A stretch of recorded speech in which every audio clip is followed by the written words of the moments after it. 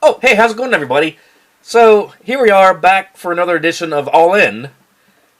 And if you didn't see the first one last week, here's how it goes. So, what I do is I take a band and I listen to every single album, like the whole discography. And at very minimum, it must include all studio albums, like all original studio albums. It can also include cover albums. It can include B-sides, even bonus tracks. But what I do not include, however, is live albums. Now, you might get a live track here and there if they were originally released as live tracks. That would be an exception to the rule. Same would go for acoustic tracks. The other rule is the band in question must have at least 5 studio albums at bare minimum, which, if you see by the title, this week we're going to do Rush. That's right, so we go to Canada this week, eh?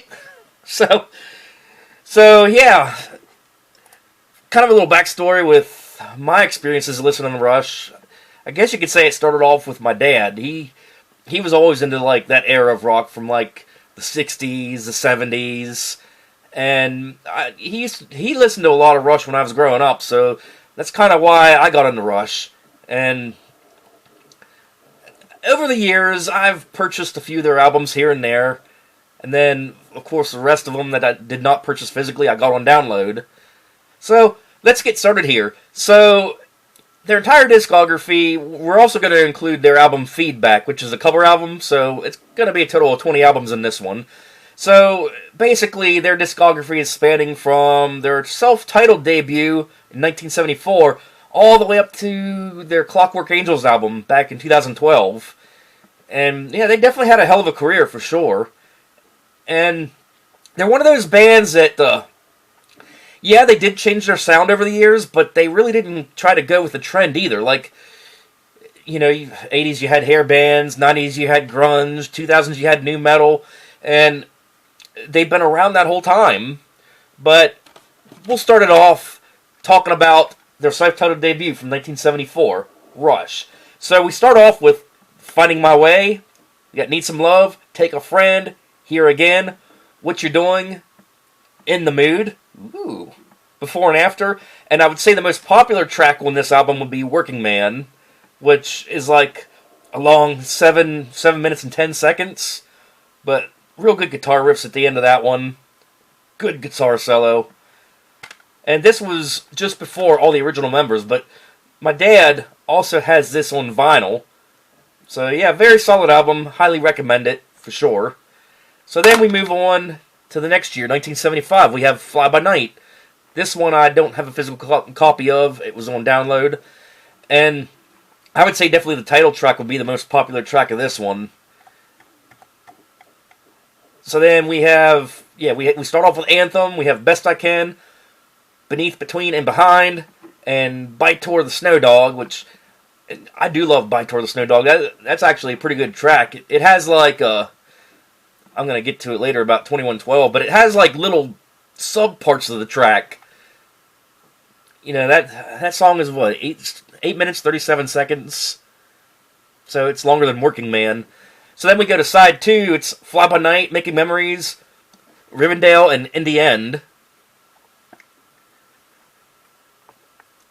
Of course, you know, Fly By Night, I don't know, maybe it's a little bit overplayed. It's a good song, but a little bit overplayed, I'd say. But I would say my favorite couple tracks from that would be Anthem and Bite Toward the Snow Dog.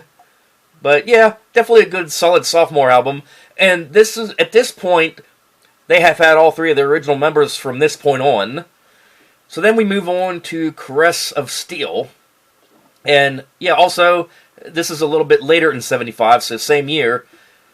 So here we got the singles Return of the Prince, Lakeside Park.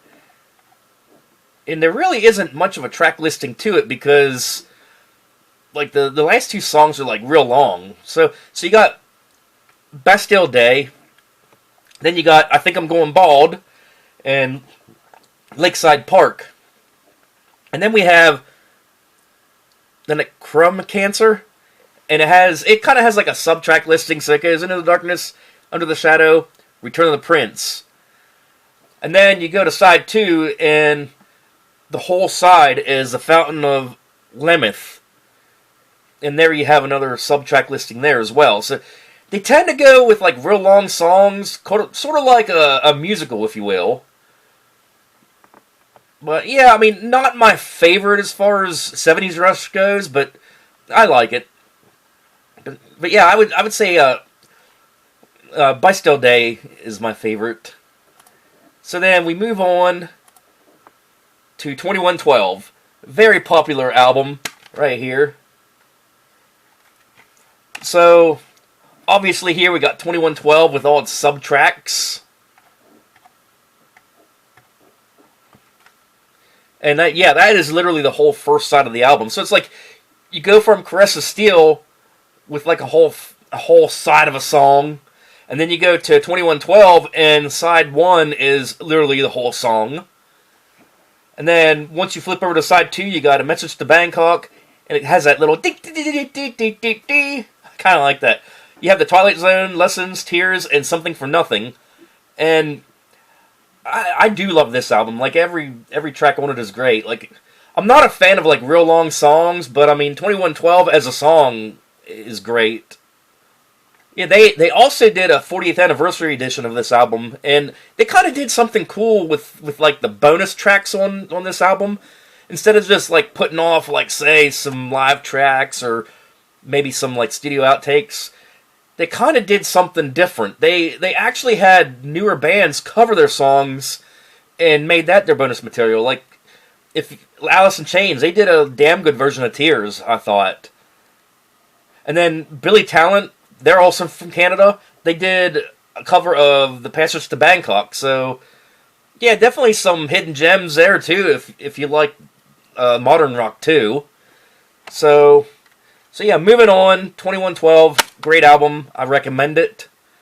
So then we move on to, in 1977, A Farewell to Kings.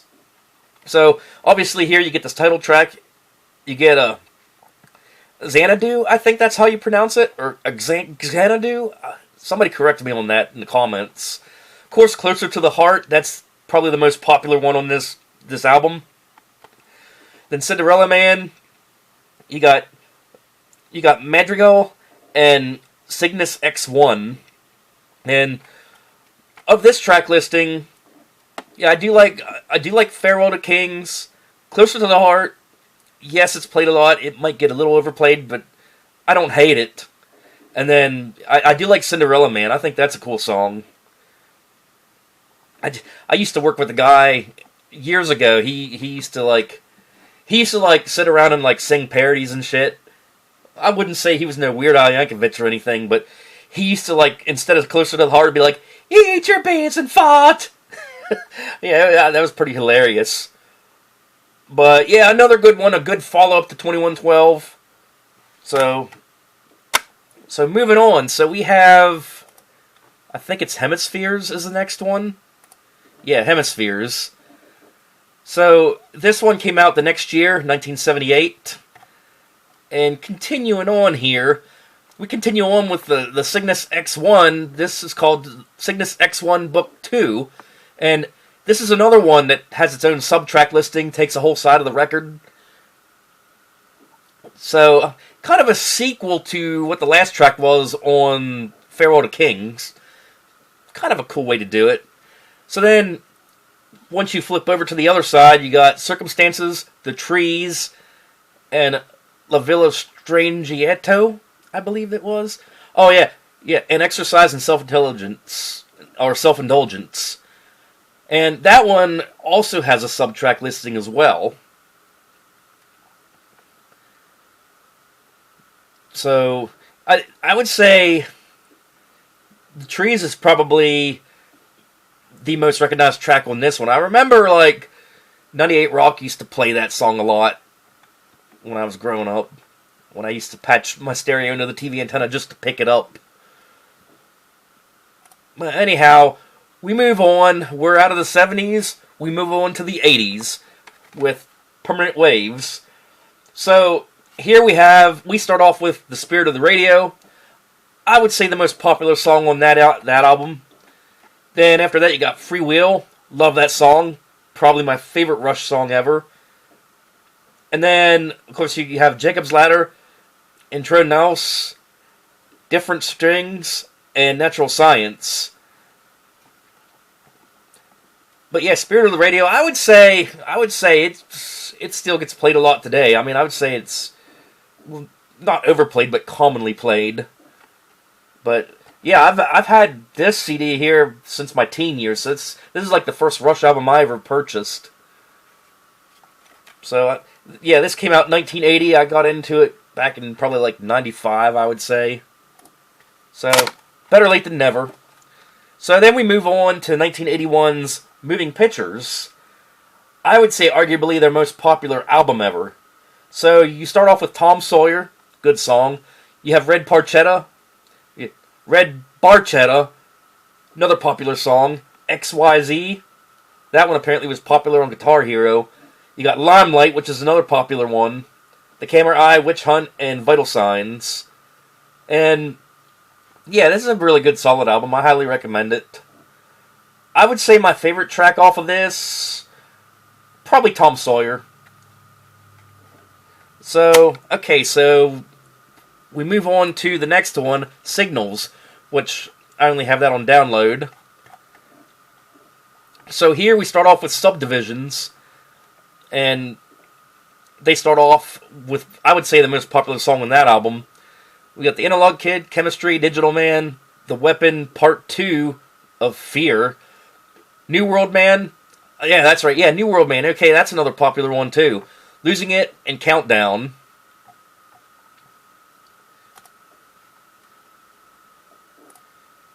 And I would say this is in the era right now. Like Geddy Lee, I would say, quit hitting the high notes after Permanent Wave and Moving Pictures. This is where they got a little more. They got a little more in the synth pop, I guess. So then we move on to 1984's Grace Under Pressure. So you got Distant Early... Yeah, singles, you got Distant Early Warning, The Body Electric. You have Red Sector A and After Image. So we move on. So Distant Early Warning, I do like that song. And then you got After Image, Red Sector A, The Enemy Within, Part 1, Fear, The Body Electric, Kid Gloves, Red Lenses, and Between the Wheels. But again, they always start off with the most popular single, it seems, here in the 80s. So then we move on to Power Windows. And at this point, we're in 1985. I guess power windows in cars weren't that common then. Or if you had power windows in your car, you probably had like a Caddy or a Chrysler or something high-end. But if you look at the cover art, yeah, it's an old lady sitting in a rocking chair with a remote pointing toward the window. Maybe they had home automation back then, I don't know. But anyhow, so we start off with that album. We have The Big Money, Grand Designs, Manhattan Project, Marathon, Territories, Middletown Dreams, Emotion Detector, and Mystic Rhythms. And I don't really remember any of these songs being like real popular on the radio or anything. I only heard this album. I mean, I heard a couple tracks off of this on like the retrospective albums, but I never really got into the whole album until my one cousin let me listen to it. So I didn't know this album until maybe, I don't know, 12, 13 years ago. I don't know. But yeah, I do like the Grand Money. I do like Grand Designs. And I don't know. The rest of them, they're kind of meh. So, moving along. 1987, we have Hold Your Fire. Now, I would say the most popular track off of this would be Time Stands Still. Of course, they start off with Force 10, then Time Stands Still, Open Secrets, Second Nature, Prime Mover, Lock and Key, Mission, Turn the Page, not a Bob Seger cover. You got Tai Shan and High Water. But I do like Force 10 and Time Stand Still. The rest of it, again, meh. So on the 89, we have Presto. So here the most popular song here would be Show Don't Tell, which is their opening track. Then you have Chain Lightning, The Past, Warpaint, Scars, the title track, Presto. You have Superconductor, is it Ingrim for Mongo, Red Tide, Hand Over Fist, and Available Light. And other than Show Don't Tell, I really didn't care for it. And I remember, I technically bought this album twice, and I'll explain why. So I recently downloaded it to do this whole segment. And I remember, my dad being a Rush fan. I remember, I found this album on sale one time on cassette tape. And I forget if it was, a Christmas or a birthday, but I bought a copy of it from my dad.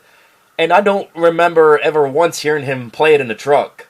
So, I don't know. I'm guessing this was kind of a slump for them. But other than Show Don't Tell, I really didn't care much for this one either. So, okay, so that ends the 80s. So then now we move on to the 90s. So, 1991, Roll the Bones. So here we start off with Dreamline. Damn good song. We have Bravado, title track, Roll the Bones. Love that one too. Face Up, Where's My Thing, The Big Wheel, Hearsay, Ghost of a Chance, another good one I think. Neurotica, and You Bet Your Life. And I would say all in all, I think they really stepped their game up on this album. I don't know, I just think the songs are so much better. I don't know, it's a lot more... I just felt like the previous three albums were a lot more bland than this. But I remember Dreamline and Roll the Bones and even Ghost of a Chance, they all three got some rotation on rock radio back in the day. I would say Dreamline was probably the most popular song. But that was a damn good way to start the album. So moving on to 93, we have Counterparts. So we start off with Animate, we have Stick It Out, which could be their most popular. Cut to the Chase, Nobody's Hero. No, I would say that one's more popular. Then you have Between the Sun and Moon, Alien Shore, The Speed of Love, Double Agent, Leave That Thing Alone, Cold Fire, another good one, and Everyday Glory. And I like this better than Roll the Bones. I don't know. So that's it for what I got physically. So here we move on. We're in 96. We have Test for Echo. And I do remember the title track, of course the opening track too. I remember Test for Echo actually being played on the radio. It was in pretty decent rotation back in its day. Then we follow up by Driven, Half the World, The Color of Right, Time and Motion, Totem, Dog Ears, Virtuality, Resist, Limbo, and Carve Away the Stone. And I would say their first three were real good. Driven actually feels like it's real heavy for them. It seems like the 90s Rush got a little bit heavier as far as the guitar work and everything goes. So then the guys, they take a little bit of a break, a little bit of hiatus from the studio. So a few years pass, and we skip over to 2002 to their album Vapor Trails. And I don't remember when this came out. I don't remember hearing anything from it. Again, it's one of those... I discovered this one with Power of Windows when my cousin had a copy of it. I never knew it existed until my cousin let me listen to it. But here we have One Little Victory, what is Ceiling Unlimited, Ghost Rider, Peaceful Kingdom, The Stars Look Down, How It Is, Vapor Trail, Secret Touch, Earthshine, Sweet Miracle, is it Nocturne? Or Nocturne, something like that. Freeze, Part 4, The Fear, and Outside the Cradle. And I kind of like how they do like a little sub-series within their albums of The Fear. I just now recognize that. But again, the album's okay, but meh, not the best. So then, like I said, we will include cover albums in this. And so what we got next is Feedback. Pretty self-explanatory. So it's a little 8-track EP. So here they start off with the song Summertime Blues, which it was a song that The Who did. Or no, it was Eddie Cochran, Blue Cheer, and The Who. And then you go Heart Full of Soul, which was the Yardbirds. You got For What It's Worth, which was Buffalo Springfield. Then you go to The Seeker, which was The Who. Mr. Soul, which was Neil Young and Buffalo Springfield. Then we have 7 Is, 7 Is, which was by the band Love. Shape of Things, once again by the Yardbirds. And then we go to Crossroads, which was Cream. And honestly, I thought they did pretty good on these covers, surprisingly. Like, normally I'm not a big fan of cover songs. But yeah, they definitely hit it right with them, you know? Like, it's especially since they were from the same time period as most of the bands they covered here. But yeah, I definitely like that album. I mean, one of the better cover albums, I'd say. Would I take it over like a normal Rush album, though? Probably not. So then we move on to 2007 with Snakes and Arrows. Now, I do remember when they debuted this. Like, the one song I remember hearing on the radio was Far Cry. In fact, I think it was all over regular radio. I think even Sirius Octane was playing it. So here we start off with Far Cry. Then we have Armor and Sword. Excuse me. We have Working Them Angels, The Larger Bowl, a Phantom, Spindrift, The Main Monkey Business instrumental. We have The Way the Wind Blows, Hope instrumental. Faithless, Bravest Face, Good News First, Malignant Narcissism, and then We Hold On. Okay, so now we move on to the very last studio album. So, released in 2012, we have Clockwork Angels. And here we start off with the song Caravan, which was the breakout single to it. We have BU2B. We have the title track, Clockwork Angels. We have The Anarchist, Carnies, Halo Effect, 7 Seasons of Gold, The Wreckers, Headlong Flight, BU2B2, and Wish Them Well, and The Garden. And surprisingly, I actually like this album. As far as bands that have a late in career album, or maybe like a last album, I actually think this is one of the best later in career albums I've ever heard, honestly. So of course you got Caravan. That song really rocks.